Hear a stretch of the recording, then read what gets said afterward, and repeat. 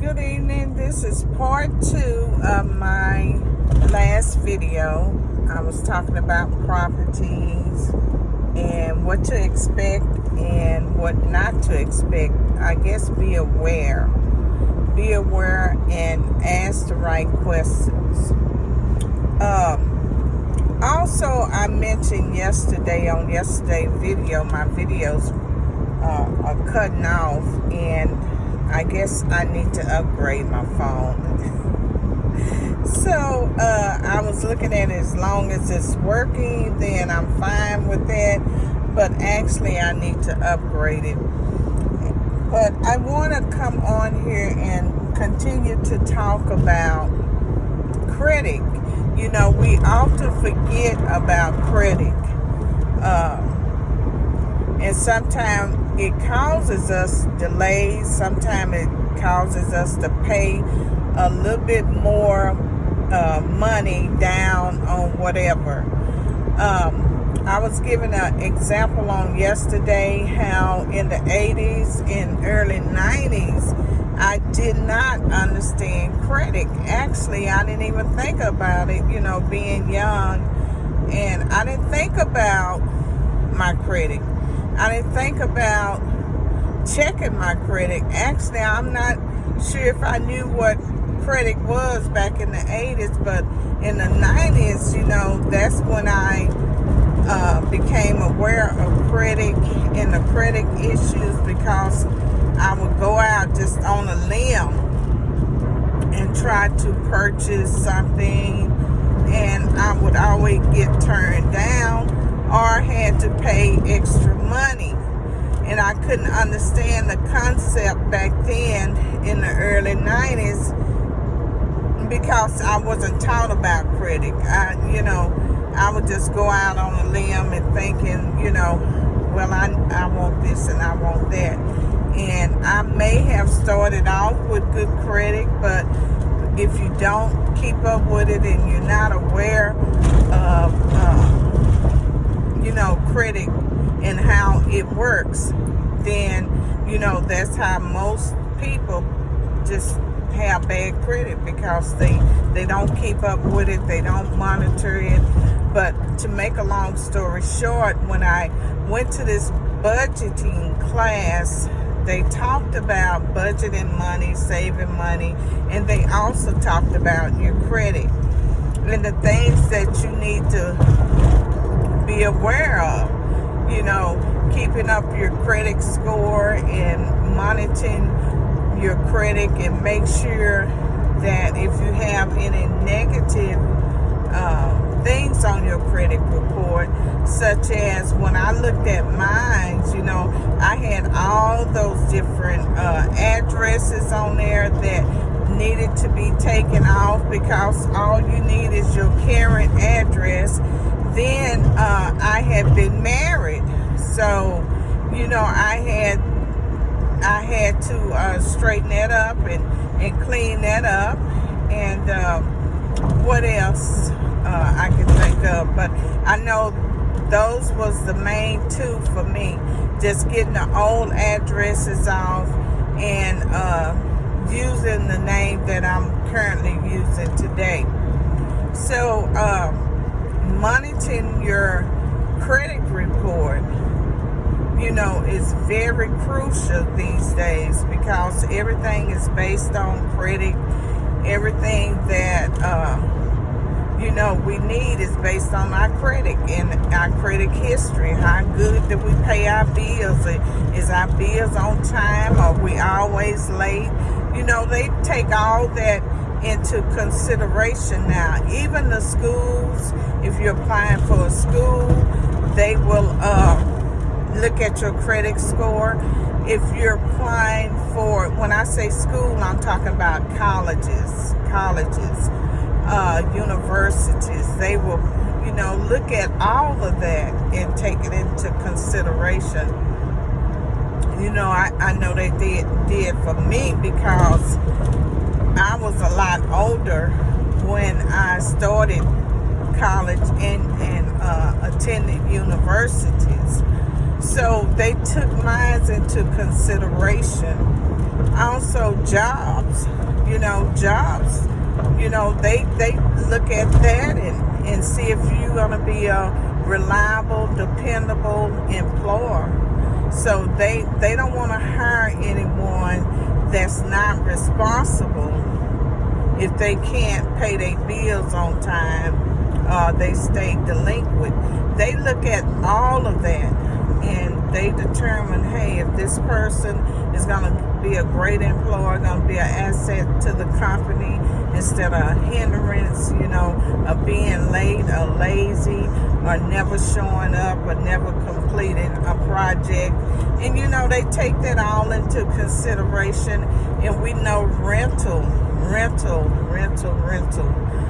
When you rent or have a mortgage, any little thing will pull your credit these days. It's just how the world system functions these days. So I normally check my credit every 30 days to see if anything changed. And sometimes I do it every 20 days. It just depends. But I have downloaded some credit apps, to help me monitor and help me keep up with my credit. And CreditWise is one of them. It helps me keep up with everything. And but the major one that really has helped me is my FICO. So you're gonna have to pay for that, but it's so accurate and it's up to date. Now, a lot of people use Credit Karma, which is fine also, but if you really want a true reading and updates, get CreditWise. It's free. CreditWise. You can download that, and also you can have FICO if you choose to pay the money. So anyway, I was talking about how you have to have permits and everything, even if you have the property and the property has been there forever, or it's been passed down. So you pretty much don't have to worry about getting any permits because you grandfather in. But for those who are thinking about purchasing new property, or thinking about, you're new and you just don't know where to start, go on the city's website. There's a lot of information that you're wondering about, and it's right on that website that can answer your questions. So it's just a lot of loopholes in the system, especially in the fine print and everything. You have to be aware of what you can put on your property. And if it's not approved by the city and they discover that it's on there, they actually can make you remove it or take it away or something like that. By law, they can do that, because we have to follow a protocol and we have to do our research and we have to ask the right questions. Most of us fail to ask questions. We go by hearsay, and hearsay is not responsible. Hearsay, don't go by hearsay. Do the research for yourself. Do it for yourself. So, speaking of credit, you want to monitor that credit, and you want to take off all the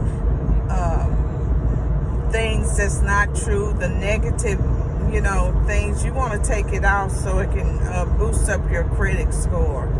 You really want to just stay in tune with your credit. And And if you see something on your credit, dispute it.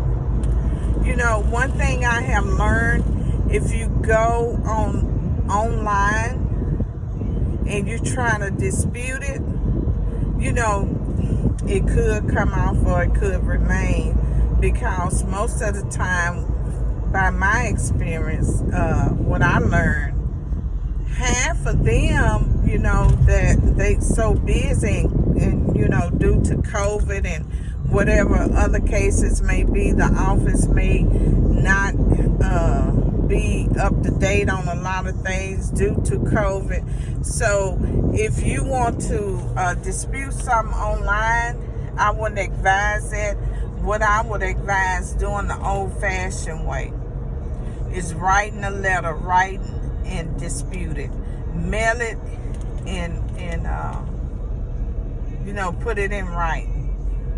That way you'll have a copy and they will have a copy. You know, you will have a copy of everything that you have done, you know. So it's so crucial and important to, I'm looking on the other side, they had an accident. But it's so crucial for you to write in instead of just doing everything online. Because sometimes it may take months before they get around to you looking at your credit dispute. So the best thing to do is just, you know, do it the old-fashioned way. I think it's quicker. You know, everything takes 30 days, but, you know, 30 days you should know something. But sometimes they get backed up with so many requests online. And, you know, check with them. If you feel like your 30 days are up and you haven't heard anything, well, you call them. Make a phone call and don't email. I wouldn't email, but I would talk to a live person. I would get a live person on the phone to check up and see what's going on. Also, you know, about budgeting. If you get that negative stuff out, then you're going to have to worry about the funds that you have. So when you do get approved, you want to be in a position to where you don't have to be thinking about how can I get the money up. Now I'm gonna straighten out my credit, but I still don't have the funds. So you want to be aware of those types of situations where you won't be in that situation once your credit score has improved. Then you want to start saving back. You know, get the stuff off, the negative stuff off of your credit, and, you know, start putting back. Save $50 out of each payday. Save $100 out of each paycheck. You know, just begin to put things back gradually and slowly. I can remember when I started rebuilding my credit, and I wasn't making that much at the time, and I started with $25 a pay period. And next thing I know, I forgot about the $25 that they was taking out of my paycheck every pay period. And when I did go in there and look at my my little bird nest, I had thousands of dollars saved up within 2 or 3 years. And I was just, you know, surprised how, you know, that little $25 build up over the 24 months. And I was like, wow. So, you know, you can start with anything. My grandmother used to say, just put $5 back. You know, she used to say that back in the days. She say any little thing will help. Well, you know, $5